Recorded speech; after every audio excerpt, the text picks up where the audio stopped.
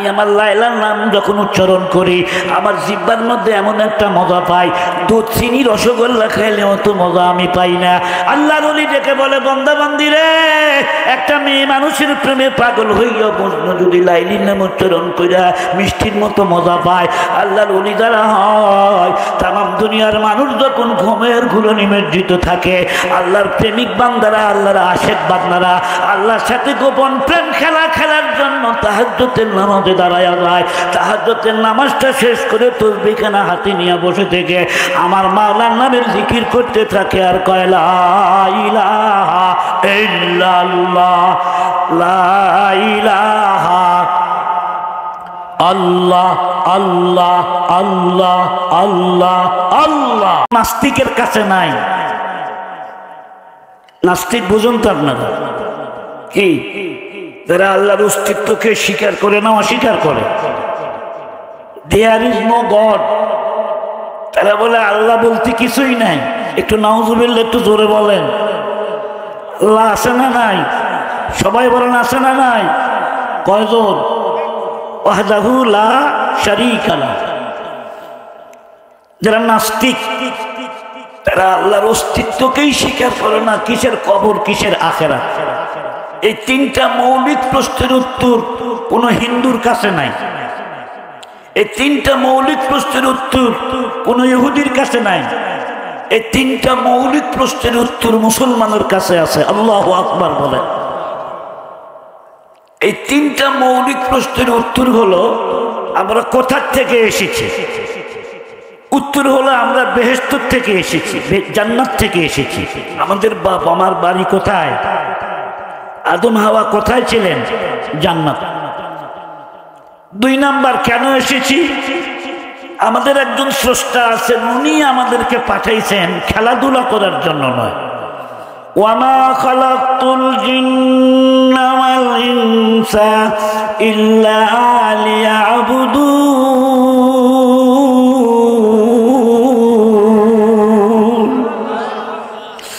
মা খালাকতুল জিন্না ওয়াল ইনসা বাখা, মা খালাকতুল জিন্না ওয়াল ইনসা বাখা, জুজ ইবাদাতুন ইসকে মাকসুদ আজ-জাহান। আল্লাহ পাক আমাদেরকে পাঠাইছেন ইবাদতের জন্য, তার দাসত্বের জন্য, তার গোলামের জন্য। আল্লাহু আকবার বলেন। কোথায় যাব আমরা? আবার বেহেশতের মানুষ বেহেশতে যাব। খুশি না দাদার আপনারা? বেহেশতে যেতে চান তো সবাই?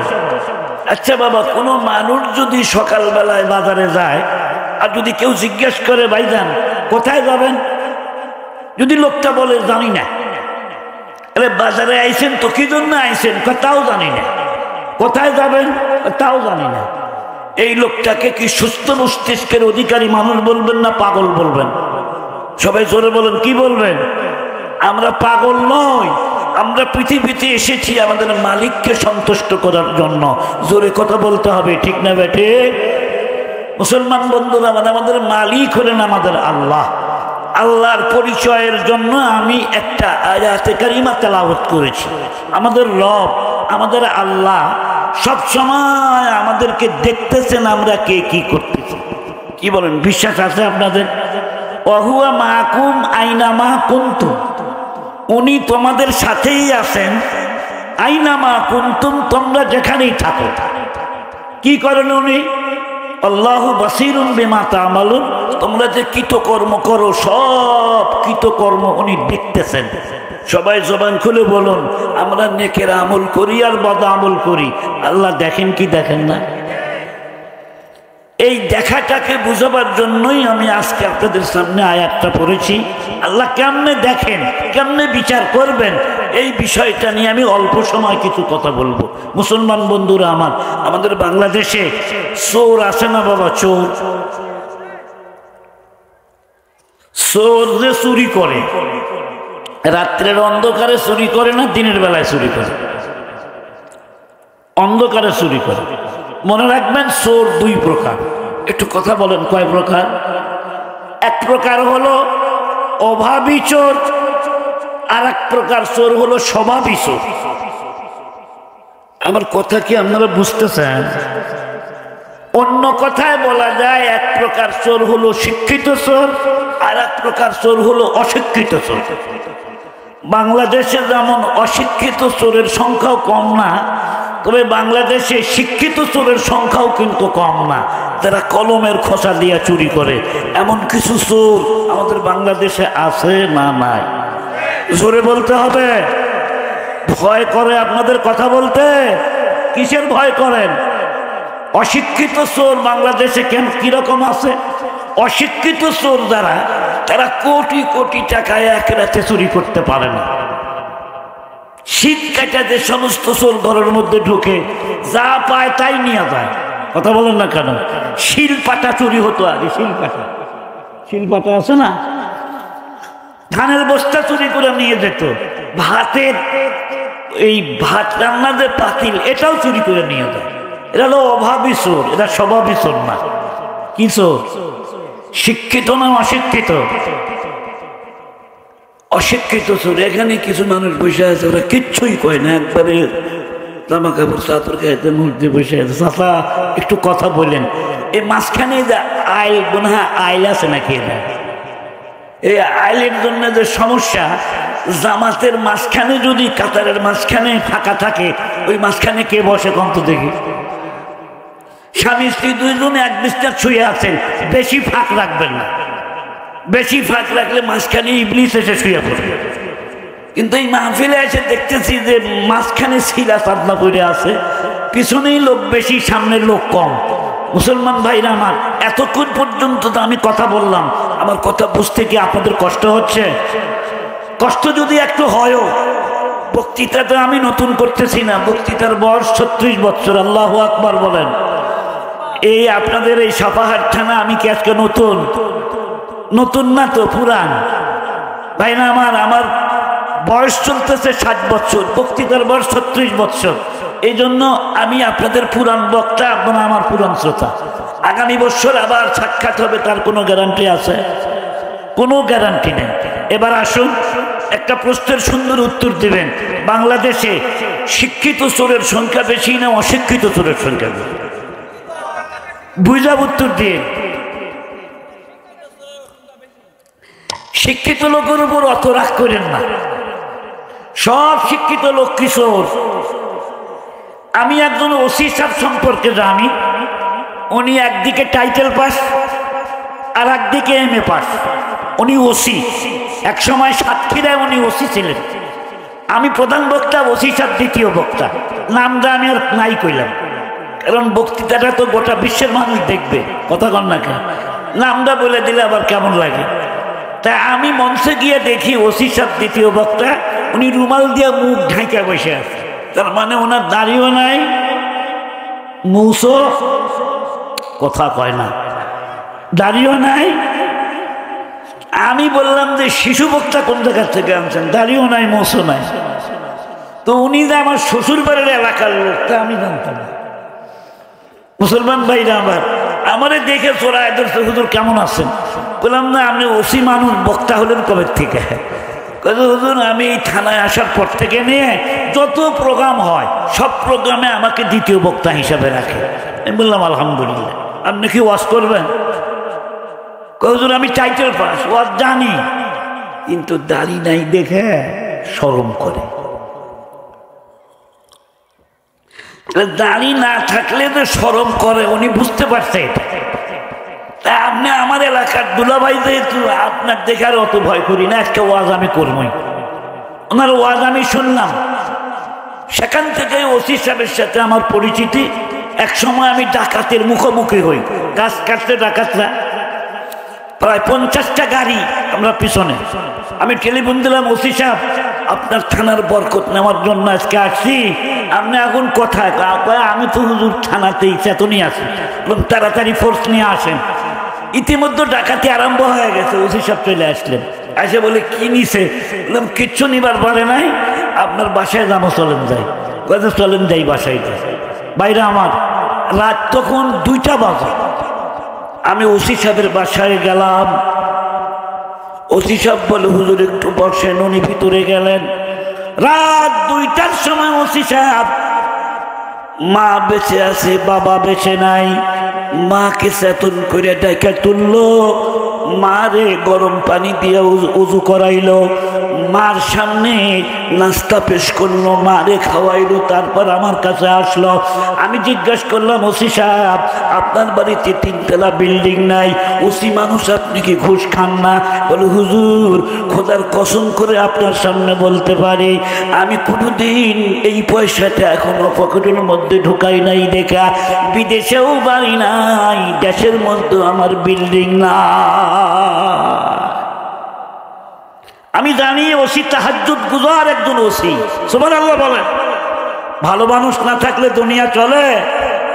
ভালো মানুষ আছে বলে এখনো পৃথিবী বেঁচে। তো বলতেছিলাম সব শিক্ষিত লোকই চোর না, তবে চোর কয় প্রকার আবার বলেন না কেন একটু? 2 প্রকার। অশিক্ষিত চোরের বিচার বাংলার মাটিতে প্রায় হয়, কিন্তু শিক্ষিত চোরের বিচার বাংলার মাটিতে কমই হয়। কথা বলেন না কেন? হইলো 16-17 বছর পর পর, তাই না? বিচার তো হয় না। মুসলমান বন্ধুরা আমার, আজকে আমি আপনাদের সামনে অশিক্ষিত একটা চোরের কাহিনী বলবো।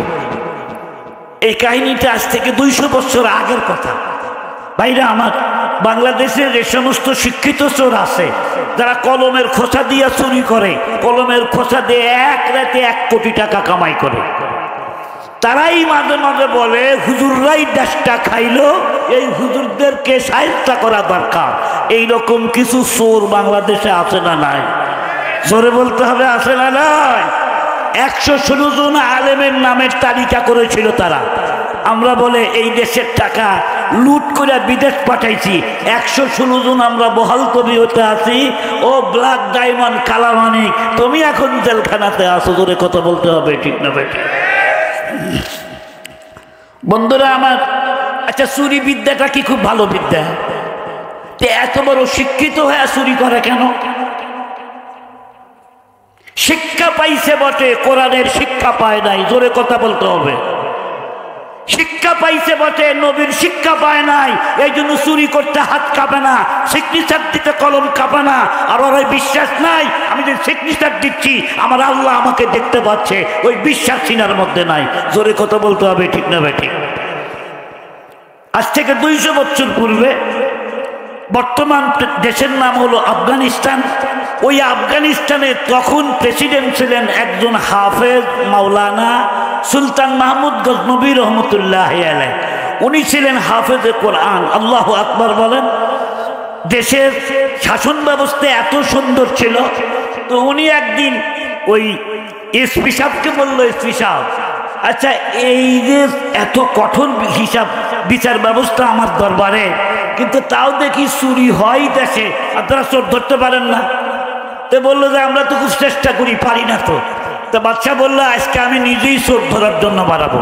একটু সুবহানাল্লাহ বলে। একটা লাঠি, বাঁশের লাঠি, একটা গামছা কাঁধে লাগাইছে, শাহী পোশাক খুলে রাখছে, সিম্পল ড্রেস, একদম ছদ্মবেশে গ্রামের মানুষ হয়ে 5 ব্যাটারি লাইট একটা নিয়ে এই ফোকাস মারতে মারতে যাচ্ছে। 3 মাথার রাস্তায় গিয়ে দেখে 4 জন লোক বসে থেকে সলা পরামর্শ করতেছে। 4টা চোর। তখন কি 4টা কি? অশিক্ষিত চোর, শিক্ষিত চোর না কিন্তু। বাদশার পায়ের আওয়াজ পাইয়াই লাইটের আলো দেখে 4 চোরে বলল, তুমি কেডা? চোরের মন। কথা কন না, একটু জোরে কন। চোরের মন, চোরের মায়ের বড় গলা। বাচ্চা চুপ করে আছে, তুমি কেডা? বাচ্চা তখন চিন্তা করে যদি আমি আমার পরিচয়টা আজকে দিয়ে দেই ওরা এখন এখান থেকে ভাগিয়া যাবে। না না না, আমি এখন পরিচয় দিব না, পরিচয় গোপন রেখে চোর ধরার ব্যবস্থা করবো। এবার দেখি ওরা কার বাড়ির চুরি করতে যায়। ও পশে পর্দা বিনা দা আমুল হায় বদ, পশে পর্দা বিনা দা আমুল হায় বদ, হাম পর্দা পুষা দেবালায় খুদ। আল্লাহু আকবার। কাছাকাছি যখন গেছে বাদশা আবার জিজ্ঞাসা করে, পরিচয় দিলেন না আপনাকে? বাদশা বলে আমিও তোমাদের মতোই একজন। কি বলছে? আমিও তোমাদের মতো। চোরেরা মনে করছে আমরা যেমন চোর, এরা বুঝি 5 নাম্বার চোর। আর বাদশাও মিথ্যা কথা বলে নাই। বাদশা কি বলে, কি জন্য উত্তরটা দিল? তোমরাও যেমন মানুষ আল্লাহর বান্দা, আমিও তেমন মানুষ আল্লাহর বান্দা। সুবহানাল্লাহ বলেন। তো চোরেরা বাদশাকে চোর মনে করলো কেন? মানুষ যে পদের হয়, তাম দুনিয়ার মানুষকে সেই পদের মানুষই মনে করে। নিজে যদি চোর হয়, দুনিয়ার সব মানুষকে চোর মনে করে। আল্লামা রুমি বলেন তা মনে করা যাবে না, তা মনে করা যাবে না। মানুষ যে পদেরই হোক না কেন, তুমি যেমন খারাপ মানুষ, সবাইকে তুমি খারাপ মনে করিও না। এ বন্ধুরা রে আমার, বাদশা যখন কাছাকাছি চলিয়া গেল, চোরেরা মনে করছে ইনি বুঝি আমাদের মতোই একজন চোর। আর বাদশা বুঝতে পারছে এটা একবারে পাকা চোর। কাছাকাছি যায়া বসছে, কাছাকাছি দিয়া বসে বলতেছে তোমাদের তো এই দেশে কোনোদিন দেখি নাই, এই দেশে আমার বাড়ি, কত দূর থেকে তোমরা চুরি করতে আসছো? আমরা অনেক দূর থেকে এসেছি, তুমি তো এই দেশের মানুষ, বসো আমাদের সামনে বসো। এবার জিজ্ঞাসা করতেছে তোমরা যে 4 জন লোক চুরি করার জন্য এই জায়গার মধ্যে এসেছো, তোমাদের মধ্যে চুরি করার কার মধ্যে কি যোগ্যতা আছে একটু আমার সামনে বয়ান করো। চুরি যে তোমাদের সাথে আমি করব, তোমাদের মধ্যে কি যোগ্যতা আছে আমি জিজ্ঞাসা করতে চাই। চুরি করতে যোগ্যতা লাগে কি লাগে না? কথা কন লাগে না? ট্রেনিং না দিয়ে চুরি করবার যাবে তো পিটন খাইয়া হাড্ডি গুঁড়া হবে। কথা কন। আমার এই 36 বছর বক্তৃতার জীবনে একবার আমি পকেট মারের কবলে পড়ি। আমার এই জায়গায় বেলেট মেরে এই 2 আঙ্গুলের ব্যবসা তারা করে তর্রার, আরবিতে বলে তর্রার, বাংলায় বলে পকেট মার, ইংলিশতে মনে হয় কি বলে আমাদের সারারা বলতে পারবে। মুসলমান ভাই না আমার, ইংরেজিতে আবার আমি কম পড়াশোনার মানুষ, কারণ আমার ইংরেজির দৌড় হলো ক্লাস 3, আর আরবি লাইনের দৌড়ে আমি পাস করছি। আল্লাহু আকবার বলেন না কেন? একটা মানুষ কি সব বিষয়ে পারদর্শী হতে পারে? একজন ডাক্তারকে যদি বলেন ডাক্তার সাহেব আমার একটা বিল্ডিং বানাবো, একটা প্ল্যান এস্টিমেট করে দেন, ডাক্তার কি প্ল্যান এস্টিমেট দিতে পারবে? কথা বলেন না কেন? ইঞ্জিনিয়ার যদি বলেন স্যার আমার ছেলের ক্যান্সার, একটা ফিক্সেশন করে দেন, পারবে? তখন তো বলেন না যে কিসের ডাক্তার তুমি হইলে, তুমি ঘর বানাবারই পারো না। খালি যত দোষ নন্দগোষ ঘুরে আসে আমাদের কাছে, কি হুজুর হইলেন একটা হেলিকপ্টারই বানাবার পারেন না। সব দোষ আছে হুজুরদের কান্দের মধ্যে। রাগ করতেছেন আপনারা? রাগ হইেন না বাবা। তো এবার ওই বাচ্চা তো বসে আছে, আল্লাহ নবী কি বলেন দেখেন, কারে পাকা রাখিয়া সাধু খুদ মগির দারনা বিস্তান হামচুবা সাদ শেরশির। তাহাজ্জুদের নামাজের সময় হয়ে গেছে, পুকুরের ঘাটের পূর্ব ঘাটে বসে থাকা আল্লাহ পাকের একজন তাহাজ্জুদগুলোর বান্দা উযু বানাইতেছে। এমন সময় পুকুরের পশ্চিম ঘাটে আর একজন লোক বসে থাকা উযু চুরি করে আসিয়া হাত মুখ ধৌত করতেছে। আল্লাহর ওলি মনে করতেছে মন তুই এই দেশের মধ্যে একা একা তাহাজ্জুদের নামাজ পড়িস না, তাকায় থাকা দেখ পুকুরের ওই ঘাটে একজন লোক তাহাজ্জুদের ওযু বানাইতেছে। জোরে কান মারহাবা। কারে পাকা রাখিয়া সাদ খুদ মগির গারনা বিস্তান হামচুবা সাদ শেরশির শিরে আবা সাদকা মরদম মিখুরাত শিরে আবা সাদকা মরদম রাখুরাত। শের শিন ইয়া রে শের উচ্চারণ 2 রকম, শেরও বলতে পারেন শিরও বলতে পারেন। শির মানে দুধ আর শের মানে বাঘ, অক্ষর 3টা কিন্তু একই, খালি এমালা পড়ছে একটু একার দিয়ে পড়ছেন আর হিচিকার দিয়ে পড়ছেন। শি আর শের দেখতে একই রকম দেখা যায়, কিন্তু শির মানে মানুষে খায় আর শের মানুষকেই খায়। কত পার্থক্য। আল্লামা রুমি বলেন, যাকে তাকে তুমি খারাপ ধারণা করিও না। তাই তো আল্লাহর ওলি মনে করতে তো মন তুই একা একা তাহাজ্জুদের নামাজ পড়িস না, তাকায় থাকে দেখ পুকুরের ওই ঘাটের মধ্যে বসে আর একজন তাহাজ্জুদের ওযু বানায়, আর চোর মনে করতেছে আজকে আমি একা একা চুরি করতে পারাই নাই, আমার মতো আর একটা চোর বুঝি ওই পারে হাত মুখ ধৌত করতেছে। জবান খুলে বলুন তো দুইজন কি এক সমান? বাদশা এবার জিজ্ঞেস করে বলেন, আপনার কি যোগ্যতা আছে? তো যোগ্যতার কথা বলতেছিলাম, পকেট যখন কাটছে আমি টের পাই নাই। 1 ঘন্টা পরে পকেটে হাত দিয়ে দেখি বড় বড় নোটগুলা নাই। আমি চিন্তা করলাম সামান্য একটু কাটছে, এত তাড়াতাড়ি আমি চেতন ছিলাম বা স্ট্যান্ডিং রড সিটে আমি দাঁড়িয়েছিলাম। কি সিট? রড সিট বুঝুন না, হ্যান্ডেল। গাড়িতে উঠবেন বলে সিট আছে, সিট আছে, সিট আছে, উঠেন উঠেন উঠেন উঠেন, উঠে দেখবেন সিট নাই। তো বলবেন সিট কই? বলে ওই যে রড আছে, রড সিট। এই রড সিটে দাঁড়ায় বগুড়ার থেকে গোবিন্দগঞ্জ যাচ্ছি আমি। গোবিন্দগঞ্জের আগেই তর্রার পকেট মার এই কাম সেরে ফেলে। তা আমি অনেকদিন পরে পকেট মারের একটা সর্দারকে পাইছিলাম, তাকে বললাম, পকেট মার ভাই, কি আপনারা কি শিক্ষা এত দেন যে অতি দ্রুত 2 মিনিটও লাগে না, আধা মিনিটের মধ্যে কাম সারে? বলে হুজুর এর একটা ট্রেনিং আছে। কি ট্রেনিং? বলে সাইকেলের যে এই চাক্কা আছে, এই যে স্পোকগুলো আছে না, সাইকেলের চাকা যদি খুব জোরে ঘুরানো হয় তখন ওর ভিতরে আঙ্গুল দিতে হবে, আবার বের করতে হবে, আঙ্গুলে টাচ লাগা যাবে না। যে এই ফাইনাল পরীক্ষায় যে পাশ করবে তাকে পকেট মারের অনুমতি দেওয়া হবে। আমি বললাম যে আপনিও পরীক্ষা দিয়েছেন? আমিও পরীক্ষা দিয়েছি। আমি বললাম কয়টা পরীক্ষা দিয়েছেন? 2টা পরীক্ষা দিয়েছি। 1 নম্বর পরীক্ষা এই সাইকেলের চাকা ঘুরানো, হাত দেওয়া আর বাইর করা, হাত দেওয়া আর বাইর করা। হুজুর এই চাকা স্পোকের ঘাও লাগে লাগে দেখেন হাতে ঘাও হয়ে গেছে।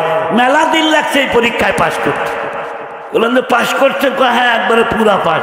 2 নম্বর কি পরীক্ষা? 2 নম্বর পরীক্ষা আরো কঠিন। কদু ছিলেন আপনারা? কদু, লাউ, লাউ, জাত লাউ ছিলেন? এদেশে কি লাই করে? কদু বলেন না লাউ বলেন? লাউ কন কদু কন। কদু যেটা একেবারেই জ্বালা কদু, চিমটি দিলে আঙ্গুল বসে যায়, এরকম জ্বালা একটা লাউ, এর উপরে একটা পাতলা ফিনফিনে কাপড় দিয়ে ঢেকে দেয়, মোড়ায়, তার উপর পানি ঢেলে দেয়। তারপরে ওস্তাদে বলে এটা হলো লাস্টের পরীক্ষা, ফাইনাল পরীক্ষা। কি পরীক্ষা? বলে একটা হাফ ব্লেড দেব, একটা ব্লেড ভাঙ্গা অর্ধেক করে তোমার হাতে দেব, এখানে বাজাইবে। আধা সেকেন্ড বা 1 সেকেন্ডের ভিতরে বা 2 সেকেন্ডের ভিতরে এই লাইয়ের উপরের কাপড় কাটতে হবে অতি দ্রুত সময়ে। শুধু কাপড় কাটবে, লাউয়ের গায়ে দাগ লাগা যাবে না। আপনি মনে করছেন এই পরীক্ষা খুব সহজ? কথা কন না কা? চুরি বিদ্যা বড় বিদ্যা, যদি না পারে ধরা। কথা কন। আপনি কি এই পরীক্ষাও পাস করছেন? হুজুর এই পরীক্ষাও পাস করছি আমি। একদিনে হয় নাই, মেলা দিন লাগছে। বন্ধুরা আমার, চোর শাস্তি যদি এতদিন পরীক্ষা দেওয়া লাগে, আল্লাহর ওলি শাস্তি কি একটু বেশি পরীক্ষা দেওয়া লাগবে না? আল্লাহর জান্নাতের মালিক হতে চাইলে একটু বেশি পরীক্ষা দেওয়া লাগবে না? দুনিয়া হলো একটা পরীক্ষার হল। আল্লাহ মাল দিয়া পরীক্ষা করবে, আল্লাহ মাল নিয়া পরীক্ষা করবে, আল্লাহ ছেলে দিয়া পরীক্ষা করবে, আল্লাহ ছেলে কেড়ে নিয়া পরীক্ষা করবে। পরীক্ষায় যদি আমরা পাস করতে পারি, আল্লাহর তৈরি জান্নাতের মেহমান হতে পারব। বাদশাহ সুলতান মাহমুদ গজনবী জিজ্ঞেস করে, 1 নম্বর চোরকে তোমার কি অভিজ্ঞতা আছে একটু বলো। বিরক্ত হচ্ছেন নাকি আপনারা? ঘুম ধরে নাই আপনাদের? এই আমার দিক তাকান। 1 নম্বর চোরে কয় যে হুজুর আমি তেমন কোনো বিদ্যা বুদ্ধি জানি না, আমার গায়ে গোস্ত কম, ধরা পড়লে আমি বাঁচতে পারবো না, একবারে হাড্ডি হুড্ডি সার। তবে একটা মন্ত্র আমার জানা আছে। কি মন্ত্র? বলে যেই বাড়িতে চুরি করতে যাব ওই বাড়িতে যদি কুকুর থাকে, কতক্ষণ কি থাকে, কুকুর যদি ঘেউ ঘেউ ঘেউ ঘেউ করে তাহলে কুত্তা তার ঘেউ ঘেউ আওয়াজের মধ্যে কি বলে এটা আমি বুঝতে পারি। যদি নেগেটিভ দেখি ফিরে আসি, পজিটিভ দেখলে বাড়ির মধ্যে যাই। কথাটা কি বুঝছেন? আচ্ছা তুমি তো ভালো বিদ্যাই জানো, 2 নম্বর চোর, তোমার কাছে কি বিদ্যা আছে? তো বললো যা মুরব্বী, আমার কাছে এমন একটা বিদ্যা আছে, এই যে আমার যে হাতটা দেখতে পাচ্ছেন, এই হাতের মধ্যে এমন একটা জাদু আছে, গেট যত মজবুতি হোক না কেন, তালা যতই ডবল লাগাক না কেন, গেট সামনের থেকে বন্ধ করুক অথবা ভিতর থেকে বন্ধ করুক, খালি গেটের উপর হাত লাগা মন্তর পরে ফু দিব আর গেটটা খুলে। বাচ্চা বলে বাপ রে বাহাদুর চোর রে, তোর তো আরো বেশি দরকার, আমাদের গেটও ভাঙ্গা লাগবে না।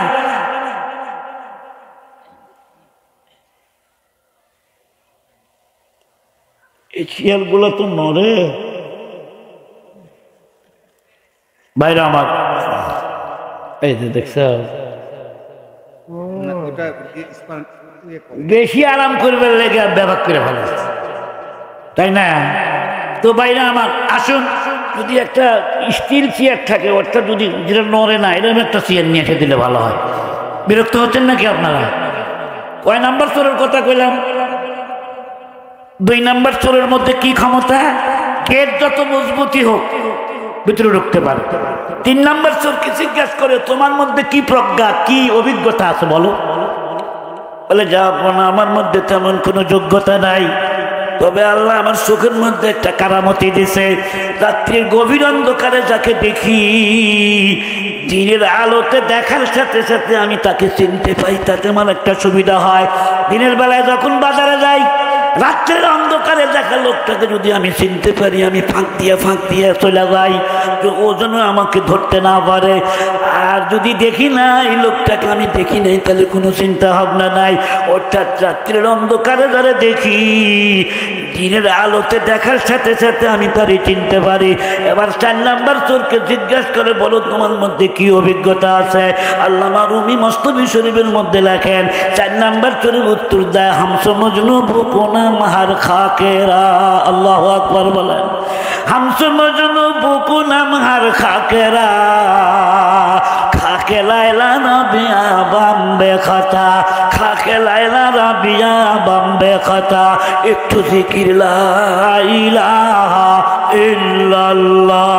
অল্প করে দাও, অল্প করে দাও।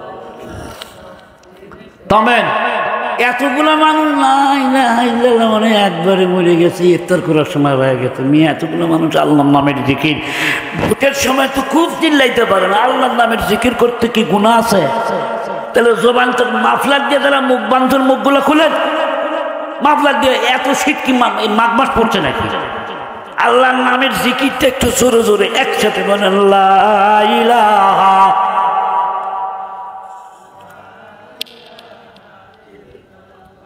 এখনো হয় নাই লা ইলাহা ইল্লাল্লাহ, জোরে।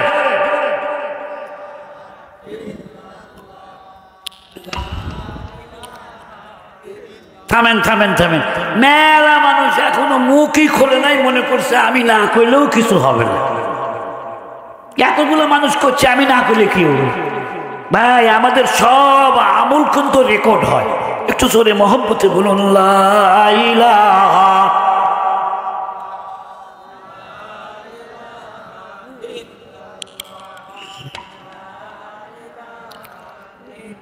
জমিনও আছে মানো আরশ কুরসি, ও জমিনও আছে মানো আরশ কুরসি, ওই সমস্ত পিকর জামে আল্লাহ, লা ইলাহা ইল্লাল্লাহ।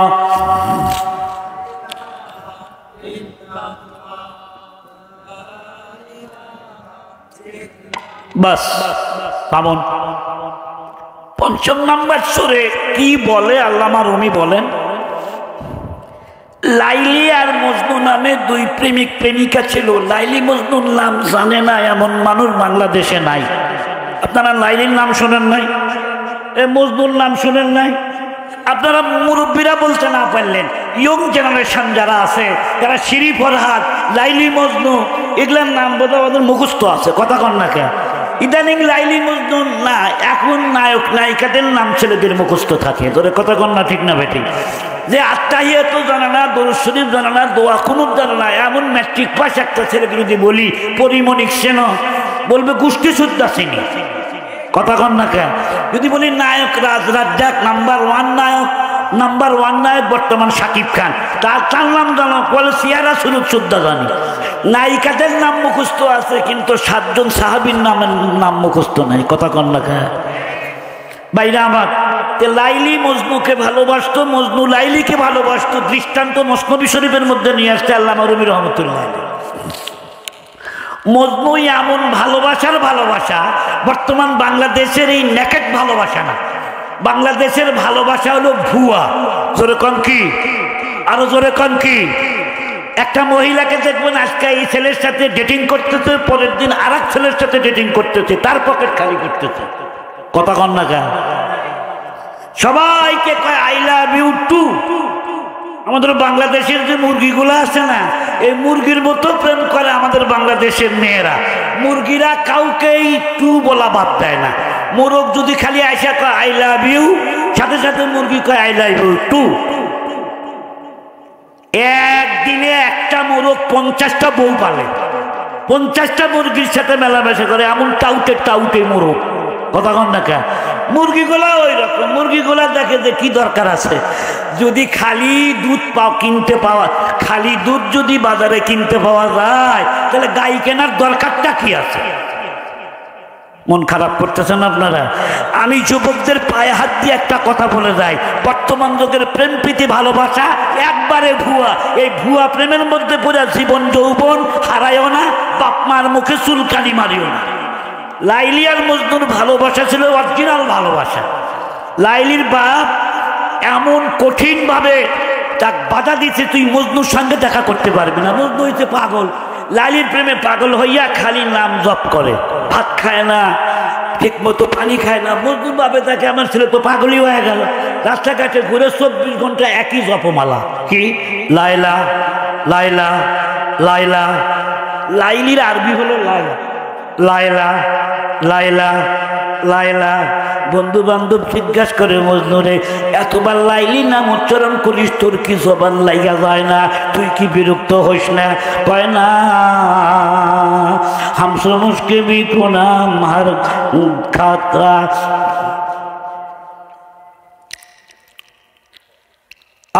বন্ধু বান্ধব শোনো শোনো শোনো, আমার মুখ লাগিয়া যায় না। খাতে রে খুদরা তাসাল্লি মেদহাম। আমি আমার লাইলার নাম যখন উচ্চারণ করি, আমার জিহ্বার মধ্যে এমন একটা মজা পাই, দুধ চিনি রসগোল্লা খাইলে অত মজা আমি পাই না। আল্লাহর ওলি ডেকে বলে, বান্দা বান্দি রে, একটা মেয়ে মানুষের প্রেমে পাগল হইয়া মজনু যদি লাইলির নাম উচ্চারণ কইরা মিষ্টির মতো মজা পায়, আল্লাহর ওলি যারা হয়, তামাম দুনিয়ার মানুষ যখন ঘুমের ঘুলো নিমজ্জিত থাকে, আল্লাহর প্রেমিক বান্দারা, আল্লাহর আশেক বান্দারা আল্লাহর সাথে গোপন প্রেম খেলার জন্য তাহাজ্জুদের নামাজে দাঁড়ায়া যায়। তাহাজ্জুদের নামাজটা শেষ করে তাসবিহখানা হাতে নিয়ে বসে থেকে আমার মাওলার নামের জিকির করতে থাকে, আর কয় লা ইলাহা ইল্লাল্লাহ, লা ইলাহা আল্লাহ আল্লাহ আল্লাহ আল্লাহ আল্লাহ।